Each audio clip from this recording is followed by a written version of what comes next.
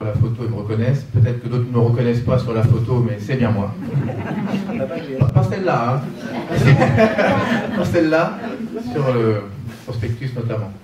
Donc Hervé Blanchet, j'ai 43 ans, je suis marié, j'ai 3 enfants, 3 filles, 16 ans, 13 ans et 8 ans.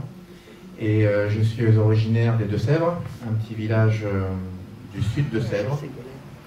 Alors je vais vous faire râler, mais je le dis à chaque fois. Je suis né à Mel, voilà. J'aime bien me faire huer, donc je le dis à chaque fois, ça me fait plaisir, ça me donne du rebondant après. Personne n'est parfait. Personne n'est parfait. Je suis né à Mel, de parents agriculteurs, donc j'ai vécu à la campagne, dans une totale liberté, avec une notion très importante dans la famille et c'est le travail. C'est-à-dire que quand on est enfant d'agriculteur, ça peut-être, mais on va travailler le mercredi après-midi, on regarde pas la télé, on va dans les champs. Donc je vais pas vous dire que c'est le vrai travail, le monde agricole, parce que je vais me faire. mais ça donne des vertus, ça donne des qualités, me semble-t-il. Et donc c'est une période de mon enfance qui a été extraordinaire. Donc 15 ans dans les Deux-Sèvres. Ensuite je suis parti au lycée à Poitiers, faire donc un baccalauréat, et ensuite faculté de droit à Poitiers. Avec une petite escapade au Canada lors de ma maîtrise. Ensuite, j'ai passé donc l'examen pour être avocat. Je suis avocat depuis 1995. Mais avant d'embrasser la profession, j'ai fait mon service militaire. Voilà. Donc, pour ceux qui sont militaires, en tout cas qui connaissent, je suis un marsouin de l'infanterie de marine, de la coloniale. Donc, j'ai fait mes classes à Couette-Quidan, à Saint-Cyr, 4e bataillon, et ensuite aspirant 2e RIMA, Le Mans.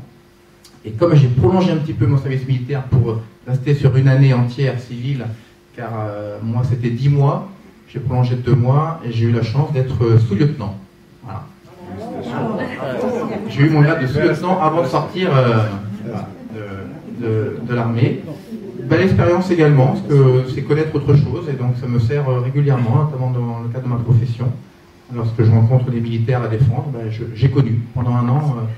J'ai connu l'armée et j'ai eu la chance de participer au défilé du 14 juillet à Paris.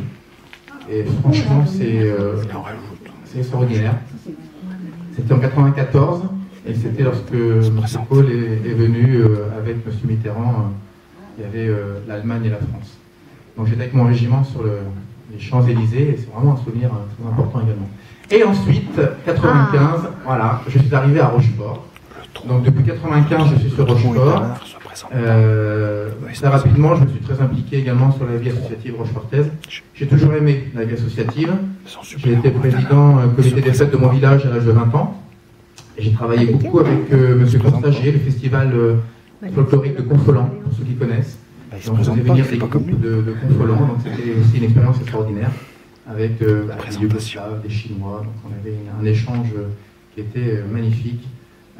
Ça reste également, tout ça. Et donc ça donne l'envie de continuer à organiser, ça donne l'envie encore de s'impliquer. Et à Rochefort, j'ai été président de l'OMJ, j'étais président d'une autre association qui est l'OGEC de l'école Saint-Joseph. J'ai également été le bâtonnier du barreau de Rochefort pendant 2 ans.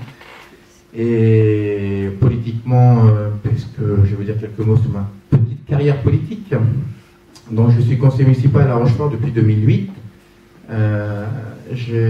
Depuis janvier 2012, je suis le leader de l'opposition, en accord avec mon ami Gérard Ponce, avec l'objectif affiché et déclaré, vous l'avez peut-être vu déjà dans la presse, de me porter candidat à la mairie de Rochefort en 2014.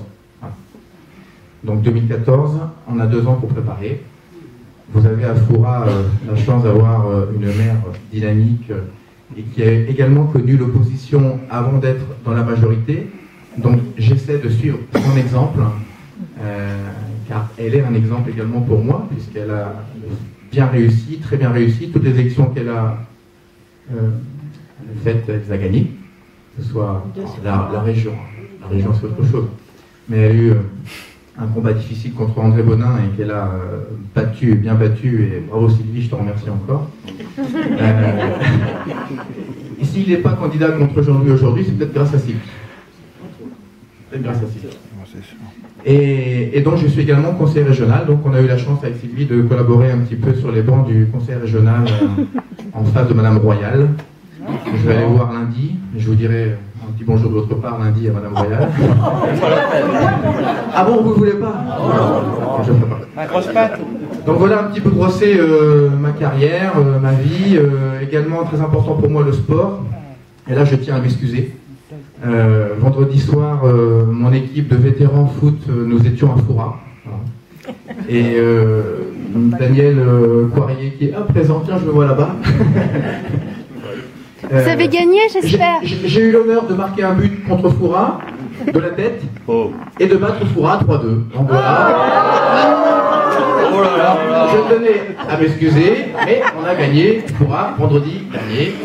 Et le sport pour moi également très important, puisque il y a des règles entre sportifs, il y a des comportements à avoir, et je pense qu'il y a des qualités que l'on retrouve facilement chez les sportifs et qui permettent d'avancer et de conduire de beaux projets. Donc, je fais un petit coucou amical à Daniel Poirier, qui est le coach de l'équipe de Foura.